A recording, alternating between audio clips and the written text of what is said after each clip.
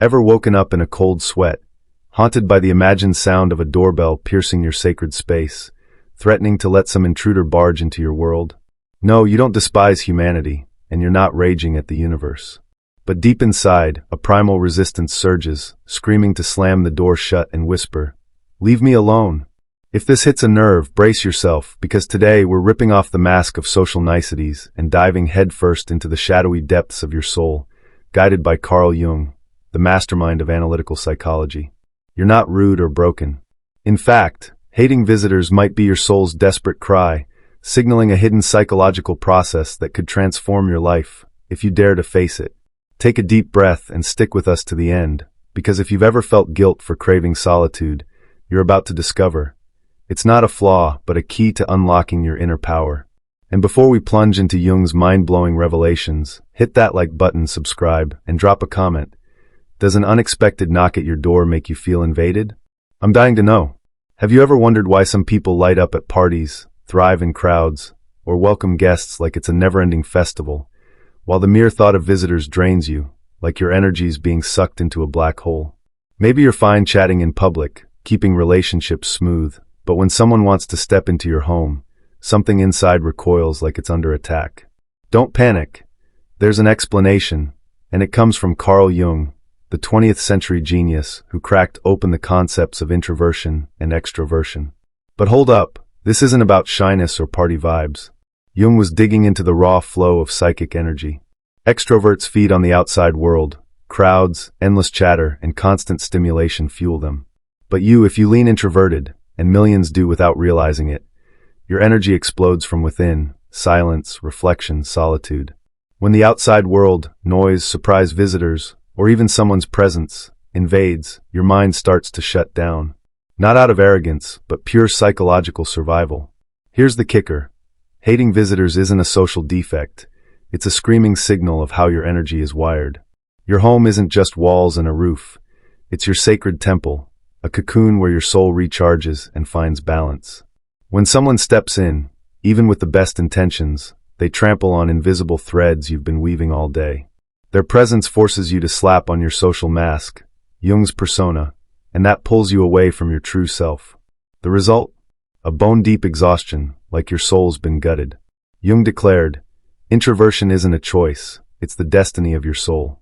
Fighting this urge only breeds conflict and burnout. Outsiders might whisper, "They're so cold, they hate company." But they're blind to the truth. It's a shield, an unconscious barrier protecting your inner self. Jung called this the shadow, the hidden part of you that you might not even know, but it's there, pulling the strings behind your discomfort. The shadow isn't just darkness, old fears, buried wounds, suppressed memories. It's also untapped potential, talents you've yet to unleash. Picture this: the doorbell rings. You sit, you chat, but inside a storm brews, a restless unease you can't pin down. The truth? Their voice, their gaze, even their silence might unknowingly poke at a blind spot in your psyche, stirring the shadow. Jung warned, what you don't bring to consciousness appears as fate. And that fate might show up as social discomfort. A harmless visit suddenly feels like an invasion, urging you to shove them out the door. It's not rudeness. It's your unconscious guarding your soul's integrity. And here's the twist. The shadow doesn't just hide pain. It holds gold, untapped gifts you're too scared to embrace. The more you live on the surface, forcing small talk, the more your soul suffocates. If you crave solitude, your shadow is screaming, "Stop! You need silence, space you." Ever felt that heavenly relief when the door shuts after a long day? You kick off your shoes, breathe deep, and just exist? In Jungian psychology, your home isn't just a place. It's a symbol of your soul, mirroring your inner state. Every room reflects a piece of you: bedroom, intimacy, living room, social mask, kitchen, emotional nourishment, basement, unconscious, attic, higher thoughts. The front door? It's the line between you and the world.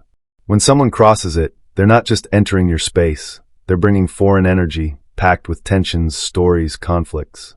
If you're sensitive or on the path of individuation, becoming your true self, this can feel like a psychic assault, draining your core. Jung didn't see the home as a fortress against the world, but a mirror of the psyche. If you're at peace at home, your soul's in harmony.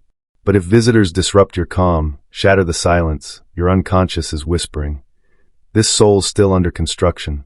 Don't open all the doors yet. That's okay. Protecting your home is protecting you. In-depth psychology, honoring your boundaries is the first step to healing and wholeness. Ever flashed a polite smile, poured coffee, made small talk, while secretly counting the seconds until they leave? Sounds harsh, right? You feel ungrateful, cold. But Jung explains, that's the persona, the social mask we wear to survive. It's not fake, but it's limited, just a polished fragment of you. The problem? Wearing it at home, where you should be raw and real, is exhausting.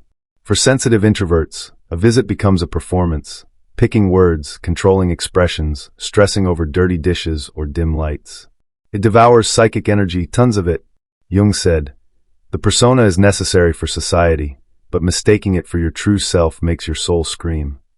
That's why you resist visitors, not because you hate people, but because you're forced to perform when you just want to be barefoot, staring out the window in silence. Worse, some wear their persona for years, hosting guests, smiling but crumbling inside, irritable, drained. Here's the liberating truth. You have the right to be yourself in your own space. You can say no, decline visits, be unavailable, because pleasing others at your own expense is abandoning yourself.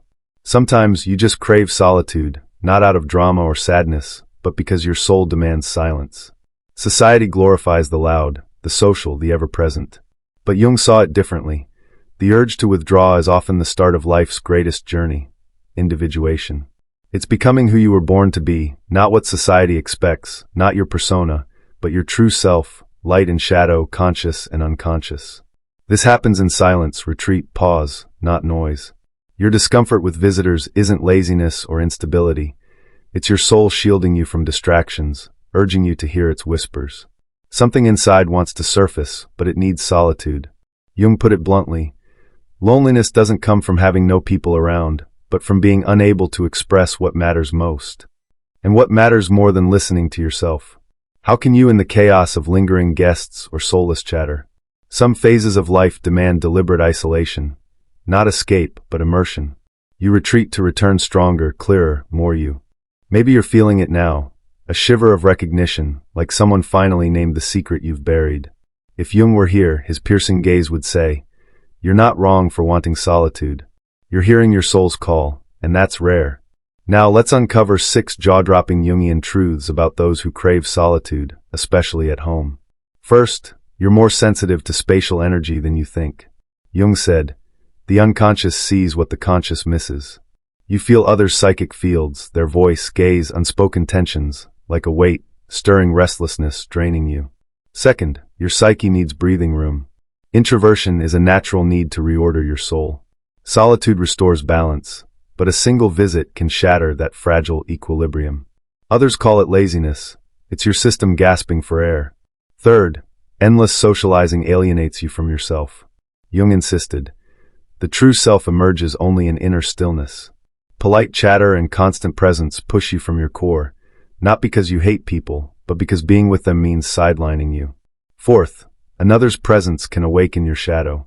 The shadow holds what you've suppressed, memories, traumas.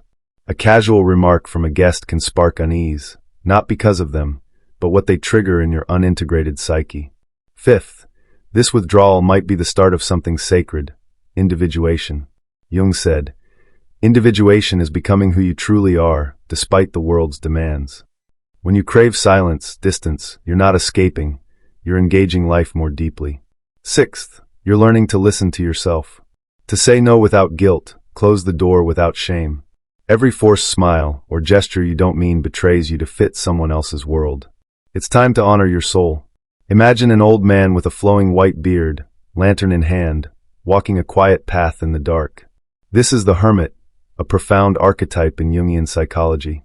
Jung said, the hermit is a primal image, a universal energy in us all. What's this got to do with hating visitors? Everything. The hermit embodies the call to withdraw, to seek wisdom and self-knowledge. It's the urge to shut the door, silence your phone, not to flee, but to hear what's inside. The hermit thrives in silence because only in stillness does the brightest light emerge. This isn't empty loneliness or unhealthy isolation. It's courage to face your shadows, fears, and discover your inner light. No one hands you this light, you find it. And for that, the hermit needs a sacred space, your home, your sanctuary. If you dread visitors, it's your inner hermit calling. Slow down, don't get lost in the noise. Reconnect with your core. Jung believed answering this call is vital for mental health. Following the hermit's path resists the world's frantic pace, shallow relationships, and pressure to be on. It's self-love, soul care. Next time someone asks why you avoid guests, think of the hermit. He holds a lantern, showing true light comes from embracing your darkness, and silence is the key to finding yourself. Have you met your inner hermit? Here's the big question. How do you balance this craving for solitude with the need for connection? Jung taught that a healthy life doesn't reject society or isolate completely.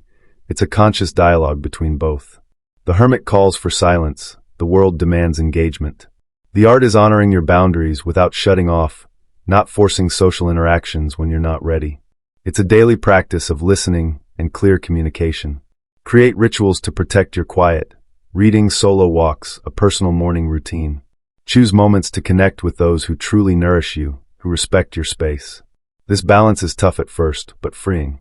And most importantly, you don't owe anyone an explanation. Society may not get it, but your soul knows what it needs. Jung said, "Individuation means being true to yourself, even when the world demands otherwise." Practice self-love. Notice your inner signals, fatigue, scattered thoughts, irritability. That's your cue to pause. Cancel plans, turn off your phone if needed. Communicate simply. I'm staying in today, I need time for me. Those who love you will understand. Create a sacred space, a cozy corner, a park bench, a personal ritual, where your inner hermit feels safe. And be gentle with yourself. You don't have to be on or social all the time. Honoring your solitude honors your soul, as Jung taught. Maybe now something deep and true has stirred within you. The beauty of Jung's work. Every soul is unique. There's no right or wrong way to be, just your way. If that means staying home, dodging visitors and noise, you're not odd or unlovable. Jung reminds us, individuation means embracing all of you, even parts society doesn't value. Honoring your need for retreat honors your soul's essence. Your home, your silence, your solitude, these are sacred spaces where your soul renews and grows. There, you find the strength to meet the world on your terms, with authenticity and peace. If you take one thing away, your way of being is valid. Your love of silence is a legitimate expression of your soul, deserving respect, especially from you. We've reached the end, but your journey's just beginning. We've uncovered Jung's 6 truths, met the hermit, and turned solitude into profound wisdom. Now look inward with kindness. Your desire for solitude isn't weakness, it's a deep inner connection. Your boundaries aren't selfish walls, but acts of true self-care. In the silence of your space, you can bloom daily, becoming more your true self.